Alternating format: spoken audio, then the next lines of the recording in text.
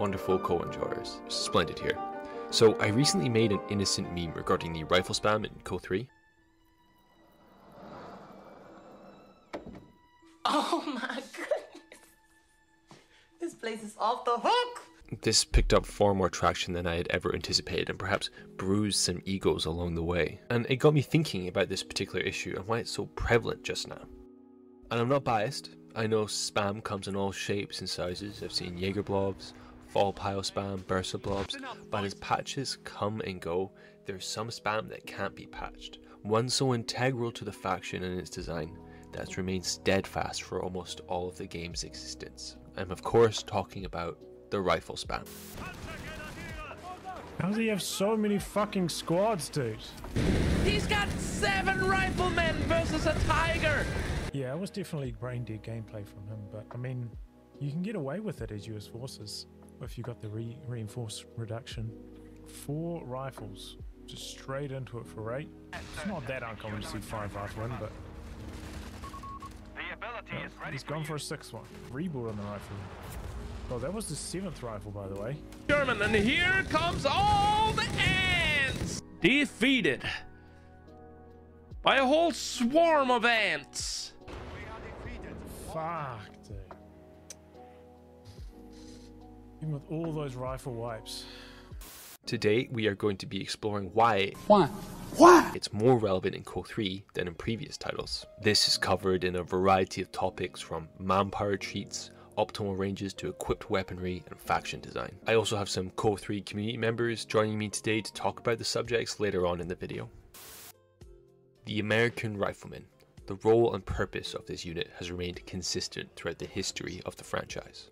It's a 5 to 6 man squad in classic World War II drip, sporting fantastic voice lines and acting as the mainline infantry unit for the American forces. Jesus, Conrad, tie your fucking laces! The American Rifleman is the backbone of the American fighting machine and is sort of a staple of the franchise. The Riflemen have appeared in every game and all share the same role and purpose in every iteration. Running and gunning with their semi-automatic rifles, throwing frags and socks at the enemy. Probably the biggest difference between COH2 and COH3 is the Thompson model.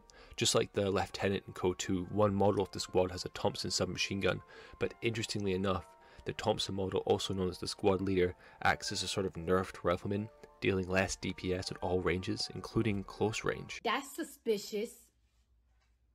When you get the bar upgrade, this is the first model that gets replaced, removing the sort of handicap from the squad. Although they basically played the same way in both games, with similar upgrades, damage, range, performance is very similar, but the biggest difference I can see is that you could bleed rifles in COH2, meaning you could be punished for taking less favourable engagements. I am of course talking about manpower reduction, also known as manpower cheats. Between advanced logistics, the survival package, and the med tent, the Americans have become the new Red Army, sending out riflemen after riflemen until the mission is complete. Looking at this footage now, you might be thinking it's some low-level team game, but feast your eyes. That's right, it's Ray, and in this game, he is top 5 in the world. And ladies and gentlemen, he's building 7 rifles. 7 rifles. Is this peak gaming? It boils down to one simple, dumb mechanic. Big number makes game easier. 25%. 25% manpower reduction. On top of free models from the med tent, we have this problem where it's more optimal to send waves of Americans running from your base like it's the Korean War in reverse.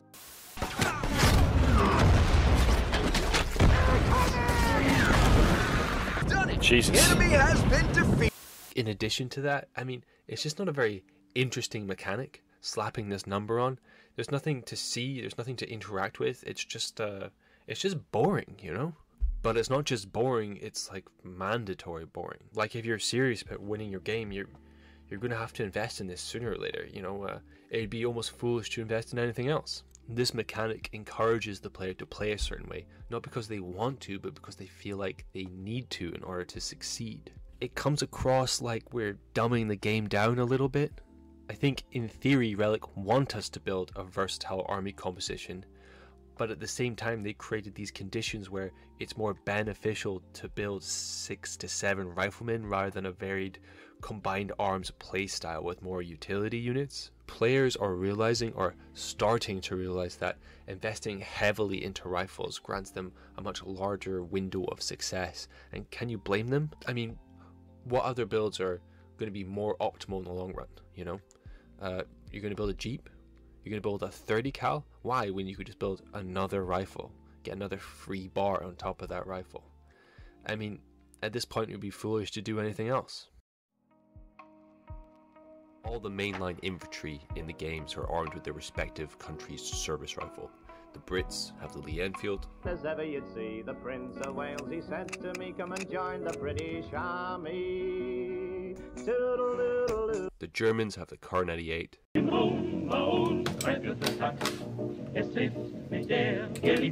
the Soviets the Mosin Nagant.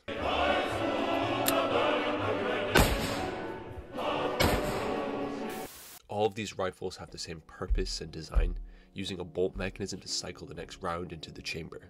When it comes to the performance of the rifle, they tend to perform better in longer ranges when the squad is static, preferably behind cover, sometimes offering a generic squad bonus, usually accuracy or reload time, which is a good mechanic, encouraging the use of cover and rewarding the player for utilizing said cover. Makes sense to me. Good job, Relic. However, as I'm sure many of you already know, the Americans rocked up to World War II with the one and only the M1 Garand. The M1 Garand. M1 Garand.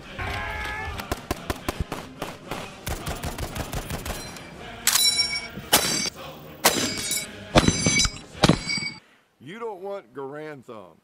Rocking up in World War II with this bad boy as the main service rifle for the American Army ruined video game balance forever. They might as well have given every Yank the alien blaster from COD Zombies. But seriously, how do we balance the performance of this rifle in game? In practical theory, the M1 Garand would dominate in pretty much all but the longest of ranges. But even the longest of ranges for infantry isn't very long in the Company Heroes franchise, as the game is a little bit more arcadey in that regard. Putting it very simply, due to the nature of their semi-automatic capabilities, Relic have designed the units so they outperform their mainline equivalents in close range combat. Definitely helps with getting the extra bit of DPS in, and the M1 Garands are generally better at the Car 98s in close quarters combat. Dominating mainline squads such as the Car 98 wielding Grenadiers and their Carcano equipped Coastals, after the riflemen have closed the distance. You as the American player obviously want to win the engagement. You naturally move your unit to where it will perform the best. No argument there. However, in doing so, Relic have made a scenario where cover isn't as relevant anymore, or at least not as relevant as, say, a Brit section versus a Gren squad, where the cover choices would be more impactful to the outcome of the engagement.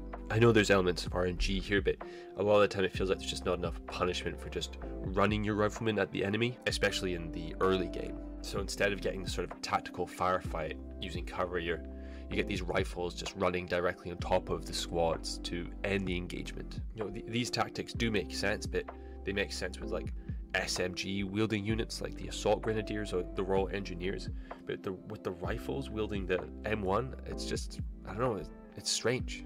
Okay, now hold that thought. Now you have to add Sprint and add Bars, along with 5 other squads of rifles, Survival Package, Advanced Logistics, and Frag Grenades, and you become the Red Army.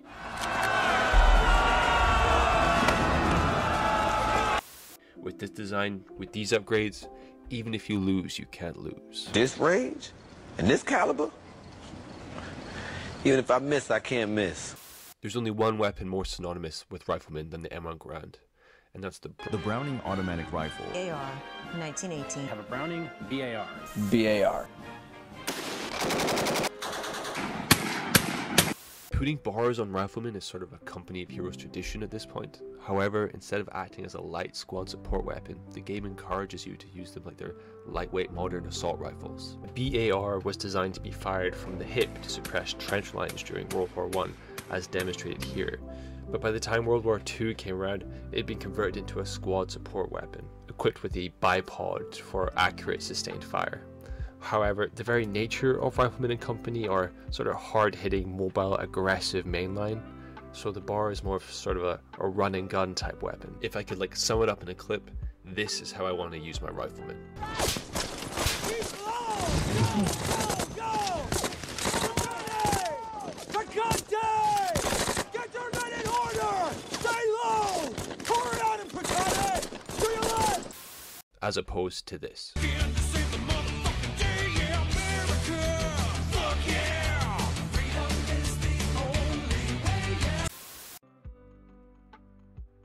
So I have assembled some wonderful members of our community to talk to me about these various topics, so we can hear some more sort of perspectives rather than little old me. So would you like to introduce yourself and tell us a little bit about your Company of Heroes background?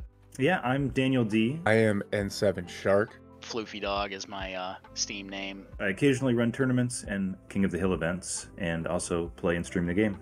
In a few 2v2 tournaments in Company of Heroes 2, watch some of these games on YouTube while we were on these long ass flights, and then it just kind of occurred to me like, hey, I enjoy watching this, maybe I should try casting. And so I started casting. So I've played much like you, Jamie. I've since the original, because I've watched enough of your content. You go back to the original Co. So like very late 2006 when it came out, kind of blew my mind. What value has manpower reduction brought to the franchise? Well, it feels like a bit of a loaded question. I think a lot of people would say nothing. I'll play devil's advocate and say that it's allowed players to be more aggressive with infantry-heavy strategies, because you can take more losses, you transition into the mid and late game. You can still keep right-clicking in. But overall, I don't think it's brought a ton of value to the franchise. Is they make a certain style of play more viable. A handful of people, and to some extent myself included, that like the infantry combat of Company of Heroes, right? Because it's well suited to good infantry play, because the timings are so much shorter than previous games. Light vehicles arrive sooner, well, RIP, patch 1.8. Tanks arrive relatively early, and you can be having a game where you're having really like enjoyable like infantry combat that makes sense to you, and then a Matilda shows up at the 12-minute mark, and you're like, well, there we go. In terms of manpower reduction, our manpower cheats, or whatever we call them in shorthand, would let you have an infantry-heavy composition without, just signing yourself up for a loss automatically, or at least helping your infantry scale into the late game. Has manpower reduction mechanics been damaging to the game and the way that players choose to play it?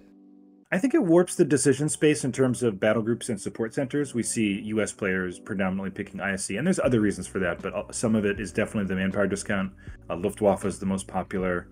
We don't see Indian being picked, interestingly, so it's not an issue with every faction, but I do think that those discounts kind of dominate some of the decision space with the Western Front factions. Company of Heroes they've done a really good job trying to make the game readable to the player. The issue with the manpower reduction mechanics is that there's a possibility that they're there, but you don't know for sure. The best example being like the Luftwaffe battle group. If you don't actually use Luftwaffe units and you tech that side of the battle group tree, you're basically getting 25% of your manpower back.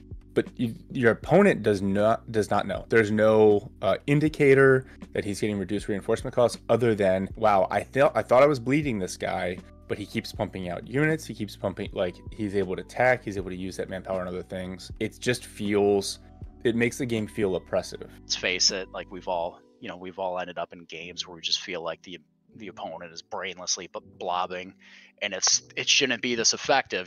That's kind of what the trope that keeps coming up. It rewards less interesting and skillful play. I think if you're telling somebody you can take much more losses than your opponent and be equal on resources, that runs counter to what I think Company of Heroes should be. Over the course of the life of Company of Heroes 3, despite constant patching, the infantry support company has remained the dominant choice in competitive play. Why do you think that is? So I know the standard answer a lot of the time is the manpower cheats, but I would argue that the captain plays an equal or even greater role in the dominance of I.S.C. until the other support centers give a free unit that gives the utility that a sprint and an off-map mortar barrage and increased XP and an extra LMG on the field. They're not going to compete. And the manpower discount's just the cherry on top there. Instantaneously helpful, right? The fact that you get a captain with it for free, it's another unit on the battlefield, and this goes really well with the USF kind of force design. Yeah, so obviously the captain is the free captain. That's hard to overcome, without making something else kind of oppressive. Also have the manpower discount, so there's those two things together, so I would argue. And then some of the other abilities are ones that you can use right away, right? Like the munitions cost reduction, the big mine. Oh, it's gonna hit the big mine. It's gonna. Oh, yes! I instantly killed it. So there are builds that you've seen where, like, I'm gonna go Rangers, and I'm gonna go I.S.C, and my first 70 fuel, I don't need to spend 40 fuel on bars now because I'm going Rangers. So my first 70 fuel is actually going towards advanced logistics. I'm not sure how you would get the other support centers some love without nerfing it too much. Yeah, I know what you mean. And I actually really like the captain because the utility he offers is something that the Americans need. Like, having that little bit of indirect can be really helpful for the Americans. And the marked vehicle, I think, is great. Yeah. In the sprint, it's very characteristic of the mobility they want to capture in the theme of the army. Yeah. Even in the highest of skill levels in 1v1, we can see up to 6 to 7 rifles built. What makes Riflemen so spammable? When you're teching up, because you've had to build now 2 buildings essentially that both have a pretty significant build time before like the M8 can come out, right? Or a half track can come out, and I feel like it's just one more reason people spam rifles, because you need to have a lot of field presence, when you're teching up like that. It takes so much investment to be truly viable, to scale into the mid and late game. If you're going to invest that much in them, you want to build more of those units, right? So like, if it doesn't make sense to tech BARs and then switch over to Rangers, because it's basically a downgrade for the Rangers, right? That's kind of the direction that I went, because I remember from the little bit of online play, the really like sub-mediocre online play that I did in the COH3 days, of, okay, you would get out at least 4 rifles, and even if they weren't excellent for all scenarios, their capping and decapping speed was great. So your map control and your mobility, once again, that key character they're trying to capture with the U.S. forces. The faction is built around the Riflemen, and I think that's fine. The global upgrades like the bar and the grenades and the manpower cheats, and the way the captain can support rifles, it's part of the core design. But I also think it's because AT guns are so good. I think the fact that you can move AT guns around, that can be pretty much the only AT you need for a large faction or all of the game, depending on your opponent's army comp, is what allows these mega rifle builds. And then so the way they scale is just a little weird. It's like they have these power peaks in like the early to mid game, especially when they get BARs, they start to get veterancy, and they fall off at the end of the game against the better DAC infantry. But at that point, if you're playing it right, you can have 2 or 3 rifle squads for every Stahlstruppen, for every Panzergrenadier, for every DAC P-Gren. And so it just kind of, that's the way you're forced to play the game. Like, you don't have any other option. Do you see this as a problem that needs to be fixed? And if so, how would you remedy the situation? I think tanks feel a little bit underwhelming compared to the power of light vehicles and infantry when they hit the field in this game. Again, there's like a model damage cap, I think, especially for the Sherman, but for some of the Axis tanks too, where you're like, I can just kind of hang out here and wait until I get an AT gun up. And so I would like the mediums to hit the field with a little bit more sense of urgency, sense of dread. The lack of combined arms, it doesn't feel great. And is it sometimes is it like, well, is it more about the Riflemen, or is it more about the support weapons just not being as attractive, or the buildings that they come out of? It's hard to say, because obviously you can't just straight up say, all right, well, we're going to buff these units if we already perceive there's a problem with the Riflemen, and leave the Riflemen as is. They had diminishing returns when it came to upkeep for bunkers, I believe, just to say, hey, we want this to be a viable mechanic, we want this to be here, but we don't want it to go to an extreme degree. So I wonder if you do something like that with rifles, of like, hey, you can, it's perfectly normal to have 3 or 4 to them, but once you start getting that 5th, 6th, and 7th, you're going to start you're going to have some opportunity costs that come with it. The American faction design often gets criticized for not having a mainline alternative. What would you like to see bolster the American infantry early game? It's an interesting question. I see this one a lot, and I know people want to see more stuff. I wouldn't mind something from Tier 4, some kind of elite. I think that would be fun. But yeah, I don't really think it's necessary. I think it's okay that there's a faction that their identity is building their own riflemen. I would love to see more viable elites from the battle groups, like making paras your main line, or making SSF more usable. I think we'd see more variety from builds if those units felt stronger. Right now, the efficacy of riflemen in the meta mean that I think those units get pushed out, especially in the smaller game modes. I have an idea for a battle group that's based on the 10th Mountain Division, which also was very famous for their kind of exploits in Italy. And so maybe you get like, mountain infantry at 0 or 1 CPs. I don't know where it would fit into this stack, but something that's just a little bit different. So maybe they're something along those lines, something just a little bit stylistically different. In reality, you would have to play kind of like the Aussies. Making airborne more attractive as a not mainline, but you can still get them pretty early game. Having the option to run a few more of them around, maybe there would be more viable build where you equip them with quick capture, or maybe they'd be able to fire their LMGs on the move or something. For the Americans, the barracks into riflemen into infantry support center is sort of the most dominating opener / strategy in the game. What would you like to see become more viable? In terms of what I would like to see be more viable, I think the other support centers being viable would be great. I think the support centers support different styles of play. The I.S.C, not so much. The mechanized support center, we can see it tries to encourage people to build more half-tracks, more light vehicles, more tanks, which we don't really see in the current meta, so I'd love both of the support centers to be more interesting. And I also think there's other options in terms of infantry, either elites or something from other buildings. Then we'd see more WSC heavy play become more viable as well, and that would be awesome. I would like it to be a little bit easier to stall for different mainline, right? So it shouldn't feel as punishing to play, weapon support center start into paras, or if you get assault engineers from the armored battle group. That I like that idea. Strengthen the 30 cal, and the bigger issue is not the 30 cal right at the start of the game. It's the 30 cal as the Wehrmacht elite infantry come out. There is a receive suppression modifier, I think, somewhere in the game files, but it's very obvious when at the start of the first burst from an MG42, 3 rifle squads that are not close to each other all hit the dirt.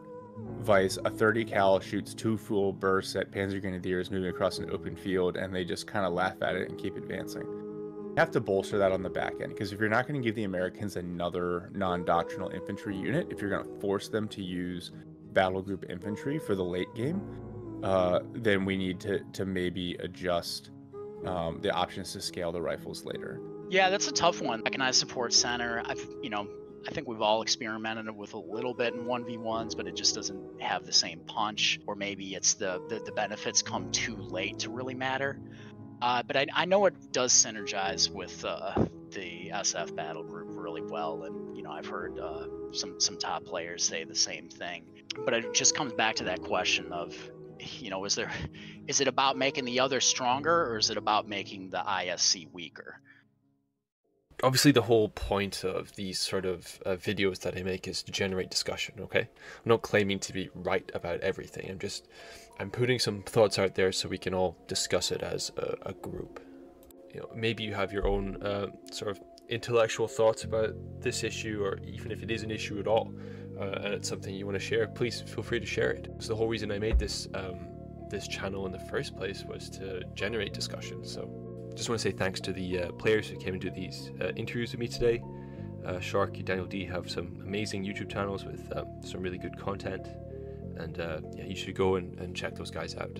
If you're just starting Company 3, or you're just starting the multiplayer of Company, Daniel D has some amazing tutorials to help you get started to learn the basics and some more sort of advanced mechanics. Facing a skilled opponent who will dodge grenades, or if you've seen them dodge a grenade already, you should instead target the grenade where your opponent will likely dodge to. People tend to dodge backward. Or if you're more just interested in watching, Shark has some great analysis. And holy shit, why is this guy so fucking jacked? This guy going for most jacked Company of Heroes caster award? Like, what's going on? How's your trouser? What is this guy, like the freaking Terminator or something? I need your clothes, your boots, and all of your Cool 3 content. No, but seriously, he makes very good content. You should go and watch it and subscribe and all that jazz. I know we covered a lot of ground here, and if you're still here, At this point, you must care about the game as much as I do. So some last points to think over after this video is long done. Are manpower reductions good for the game? Does the M1 Garand and BAR really justify the rifleman's nature as a run and gun squad? Why does Tightrope make this face all the time? What would you do to the American faction design to remedy the situation? Why don't the Brits have access to big mines? Shouldn't America's other openers be just as viable? Will Relic ever make me a content creator? Will the 30 cal ever suppress?